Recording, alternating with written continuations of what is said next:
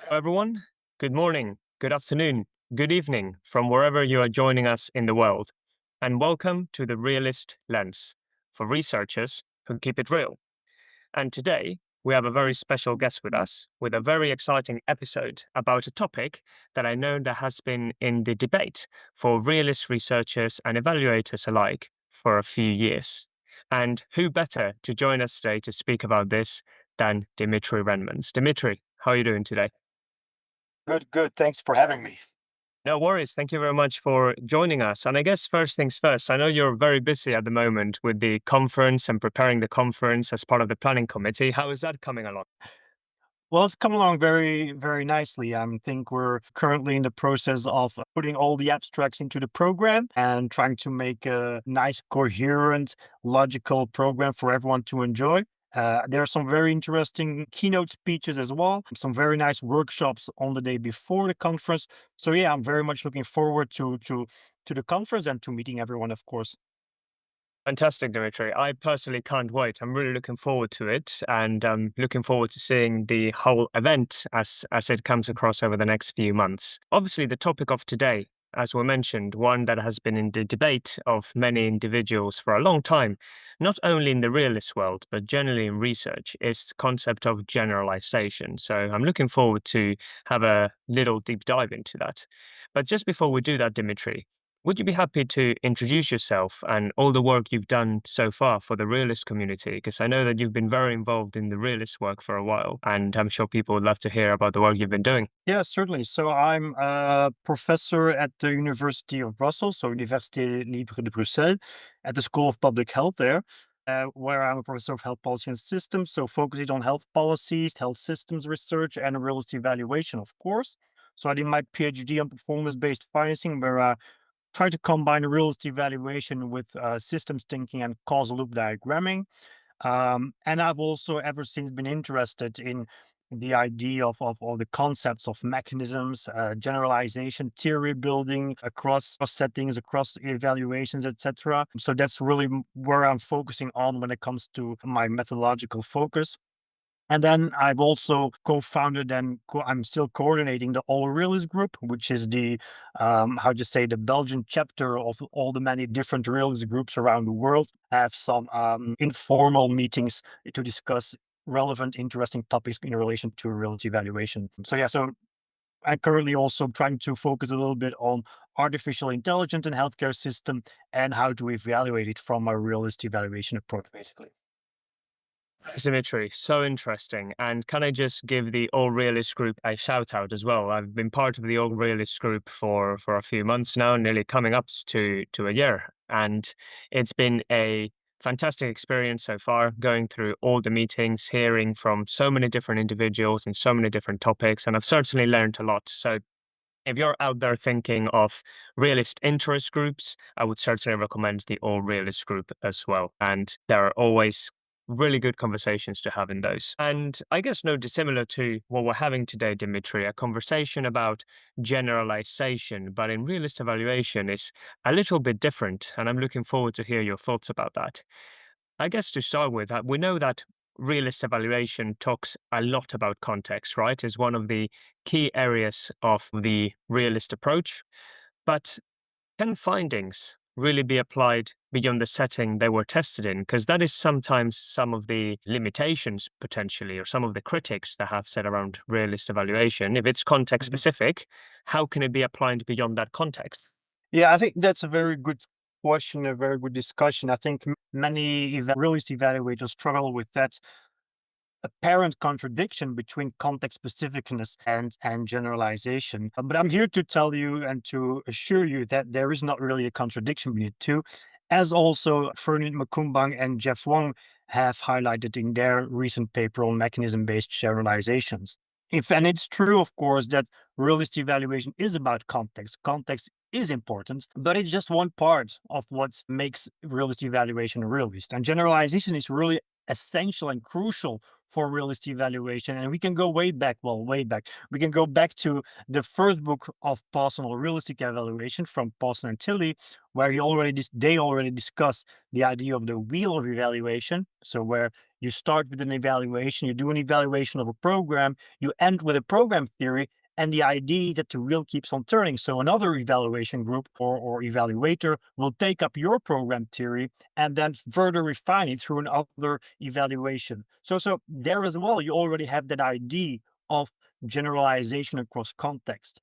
Then there is a second book on realist review. Again, they talk about a lot about generalization across context, across settings. Paulson's third book discusses evaluation as science, in which he describes or puts forward the idea of a generic conceptual platform, again, generalization.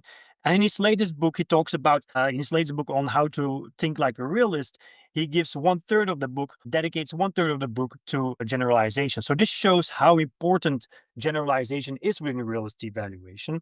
And so both are relevant for realist evaluation, but context should not be seen as we often see context when we're talking about more anthropological or ethnographic studies. So context is not a scoping condition. So when we say in this context, these mechanisms lead to these outcomes, context is not a scoping condition saying, oh, only in this context, these findings apply. No, when we talk about context, we look at context rather than a descriptive way, we look at it in an analytical way. And we really try to understand the interactions of the context with the intervention, with the mechanism and the outcomes, etc. And so, in that sense, context actually becomes a tool, or our understanding of context becomes a tool to arrive at generalization. So, rather than being contradictory, they're actually very complementary. Thanks, Dimitri. And I think that gives a lot of reassurance potentially for some researchers who may be starting with the approach or may have heard different things around generalization in the realist world to understand that it is possible to generalize. But I think it's also important that we just clarify what we mean by generalization and realist evaluation, because most people will probably have come across generalization statistical way potentially, and I'd love to hear your thoughts about that. But when we're talking around generalization in realist evaluation, is it the same as all the others that I've mentioned? You know, statistical generalization, theoretical generalization. What are the differences, and why do they matter? Indeed, so there's differences between those kinds of generalization. It's very important to be aware of them because very often when we talk about general or when people researchers talk about generalization, they take the positivist position when it comes to generalization, or the statistical position, so statistical generalization. And actually what this means is that, well, you have a population and you draw a sample from that population, and this sample should then be representative for for that population. So if your population has 50 men and women, your sample should also have 50 men and women. And then you actually study that sample, and your findings can then be generalized to the whole population afterwards when certain criteria are adhered to and when you use certain statistical methods. So that is statistical generalization from the sample to the population. Now, in a realist evaluation, when we talk about generalization, we talk about analytical or theoretical generalization. Now, this is not specific to realism or so. This is actually much more developed in qualitative research in general. For example, Robert Yin, in his famous book on case studies, already also talks about analytical or theoretical generalization.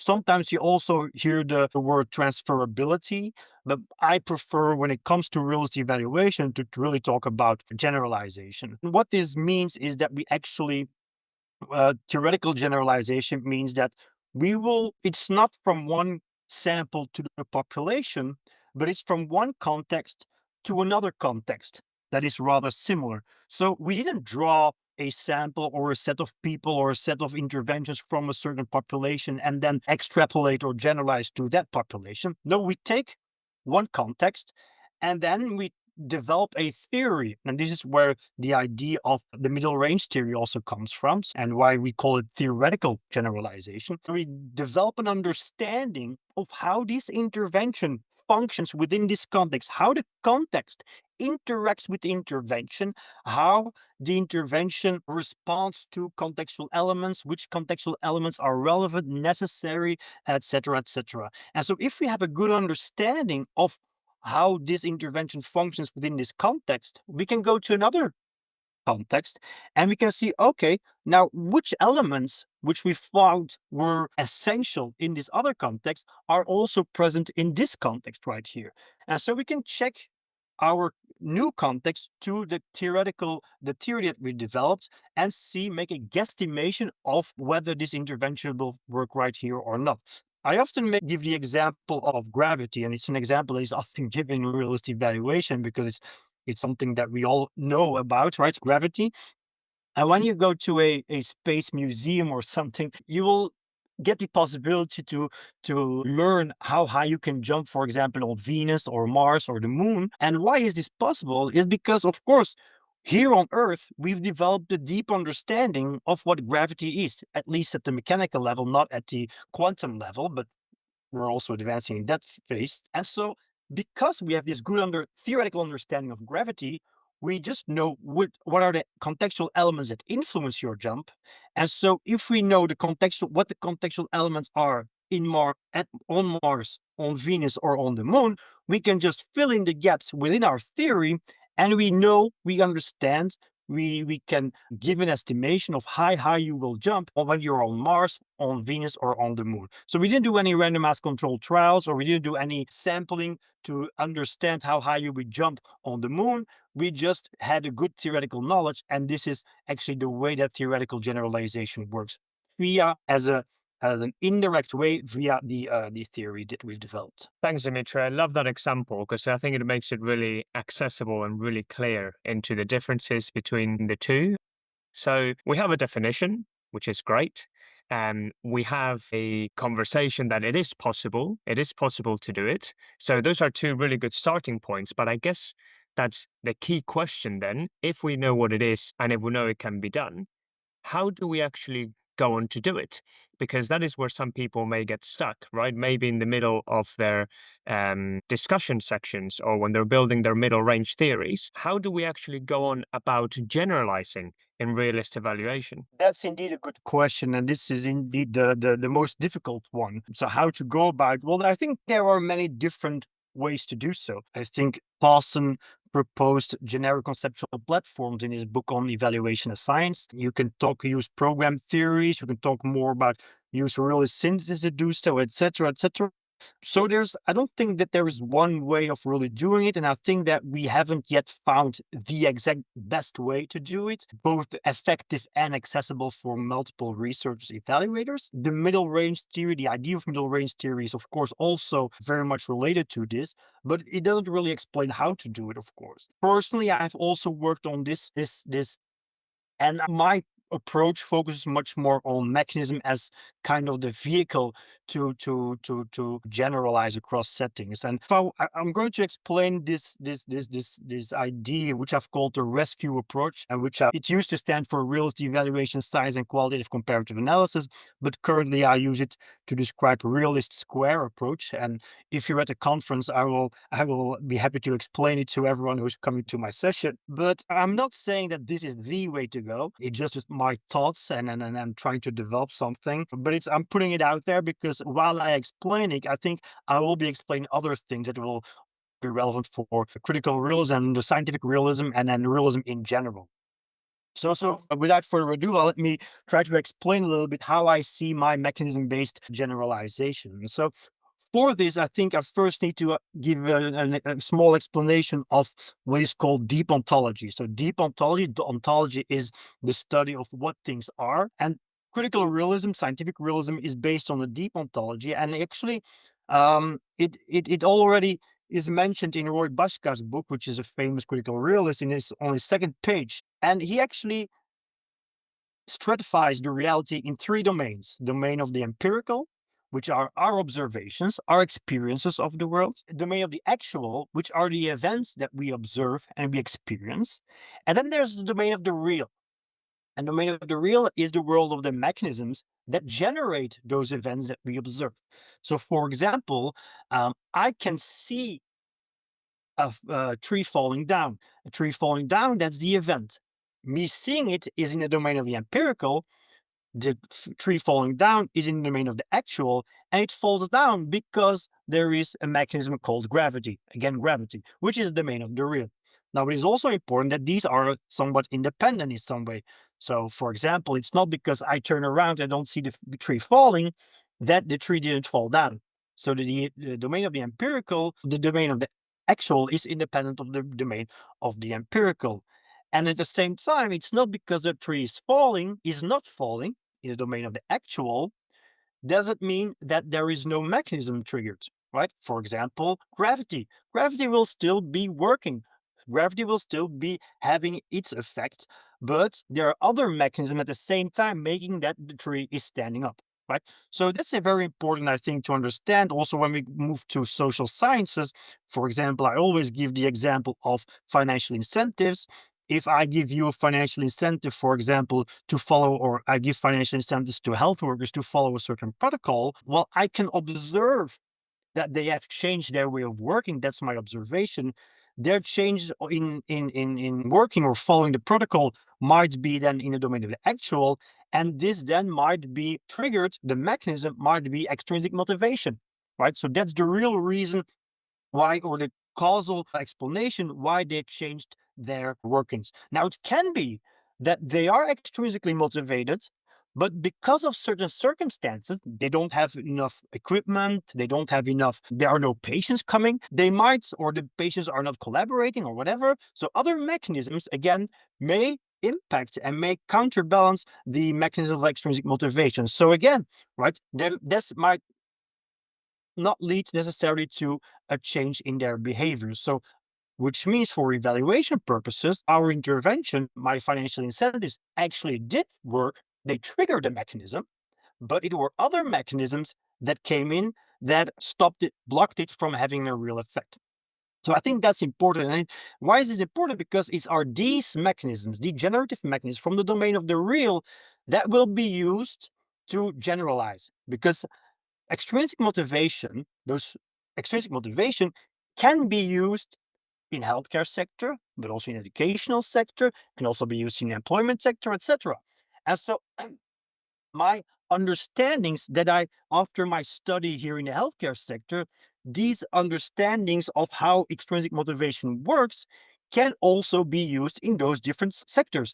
And so it can be used as a way to generalize to those different contexts. Now, to truly understand, and this is then the part that I've added myself, I would say, to truly understand how then to generalize to the other context, or how to understand or learn more about this mechanism. I think it's relevant to add an extra column, I would say, to the table of the different domains. So we had the domain of the empirical, below that the domain of the actual, and then the domain of the real. So the empirical, our observations; actual, our the events that we observe; the domain of the real, the mechanisms that generate the events of the domain of the actual that we've observed. Now, the domain of the actual doesn't only have events, it also has objects: social objects, physical objects, thought objects, anything, right? And those, of course, can also be observed by us. But what is important, that there is also an underlying structure to those elements, to those objects in the domain of the real. So our domain of the actual now has both events and objects, and our domain of the real now has mechanisms and structures.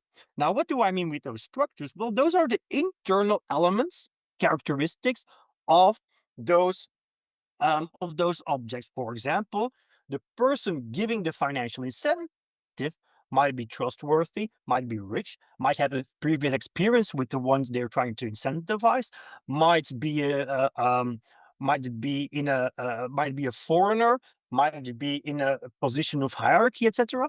The incentive that you give might be desirable, might be non-desirable, might be a lot, might be little. The activity that you're asking them to do, all objects, might be easy to do, difficult to do, might be appreciated, might be embarrassing, might be etc. And then the individual that is receiving the intervention or the financial incentives will also have a structure, will also have a personality, a characteristic, might be open to financial incentives, might be very capable, might be very intelligent, might be very rich, etc., etc. So these characteristics, these elements are basically the underlying structure of these um, of these of these objects. And now, what is my proposition is that we actually have to understand what is the combination of different structural elements that come together and develop a what I've called a causal structure. So a causal structure, for example, is when the one giving the incentive is trustworthy and has a lot of money, and the incentive is a desirable reward, and the action is feasible, and the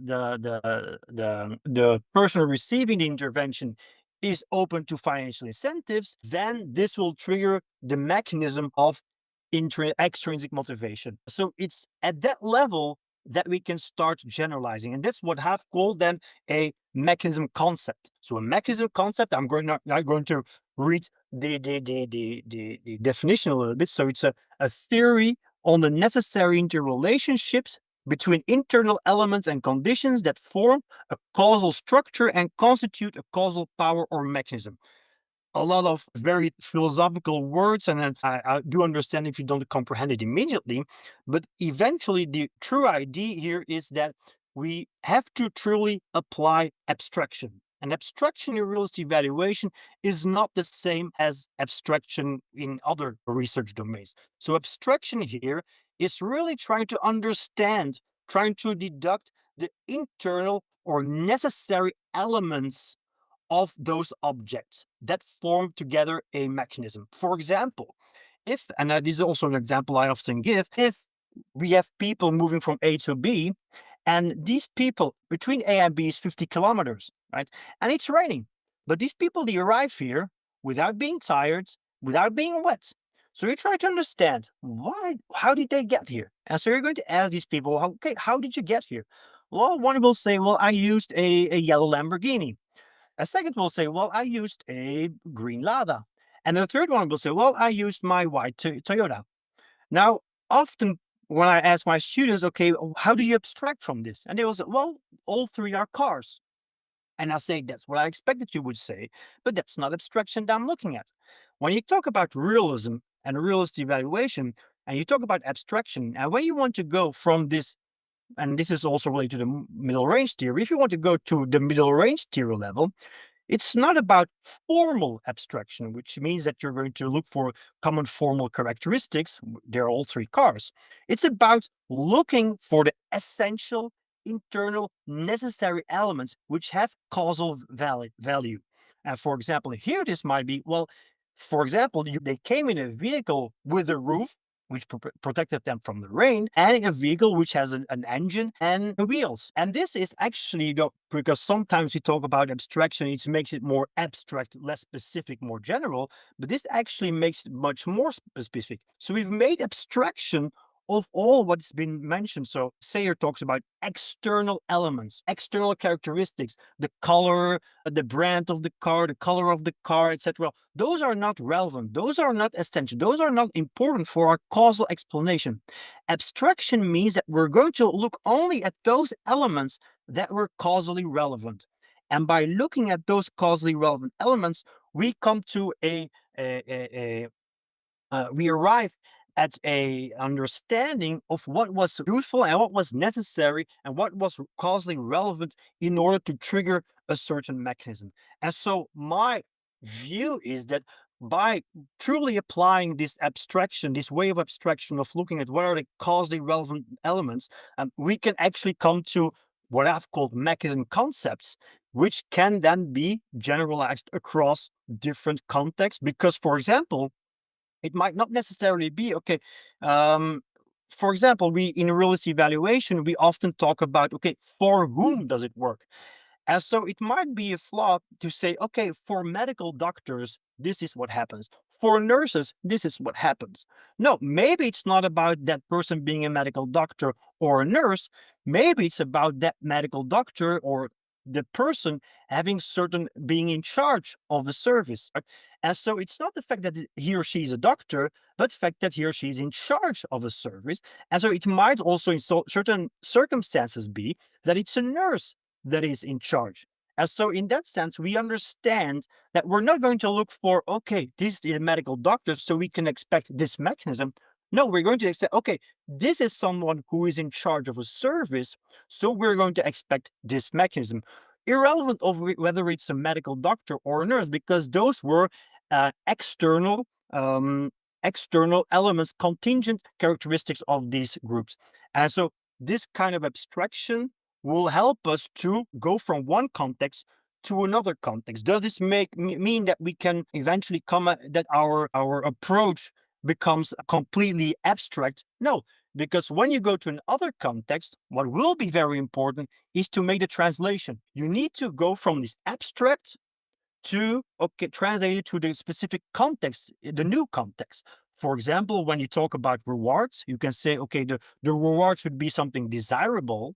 Well, if you if that is your theory, right, the reward should be desirable, then when you go to another context, you again have to decide or have to study what does it mean to be a desirable reward in this context, in this situation, right?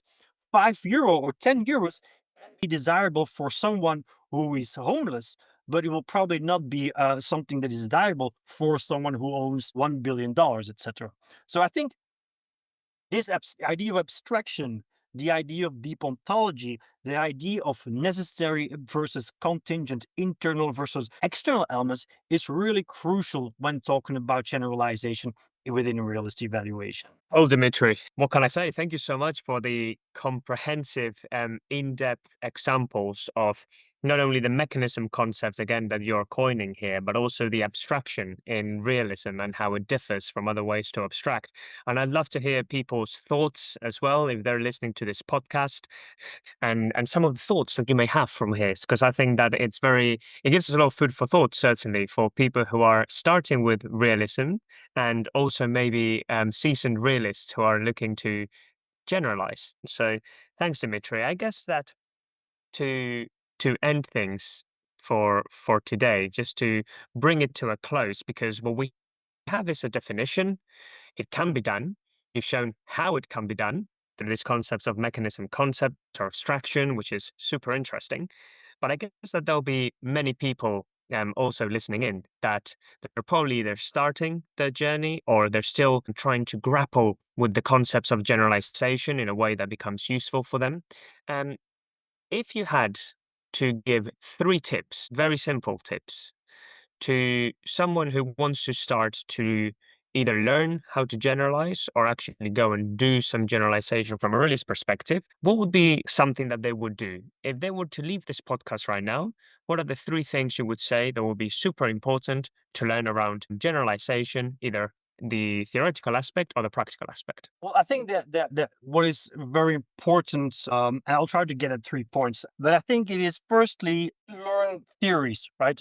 Try to be open to very different scientific social science theories because they often have already a lot of concepts about how to about certain mechanisms that may be relevant across different contexts. For example, I discussed here extrinsic motivation, and there's also, of course, intrinsic motivation, self-efficacy, groupthink, etc., etc. So those are concepts, I believe, that can be used or can inspire your evaluation and maybe can contribute also to understanding those internal and necessary components when looking at your case study. A second thing I think is very crucial is to don't think that your intervention, or don't always believe the policymakers that the intervention that you're looking at is completely new. Policymakers like to recycle interventions and always try to pretend that what they're doing is something innovative, etc., like us researchers, of course. But very often there has already been a lot of research done on the topic. It resembles very much another intervention, or it has been implemented in other sectors, etc. So try to look for similar interventions and try to look for theoretical accounts of how they function, how they work, how they lead to outcomes, etc., and try to build on from there. And thirdly, I think is about our reporting. So I think very often we're doing evaluations, and we're doing evaluations for a commissioner or policymaker, and so that evaluation is often embedded within the context and very focused on, okay, what is being implemented. And we that final step, when we talk about the realist evaluation, right? That final step towards the middle range theory, often there's no more time left to actually do that, right?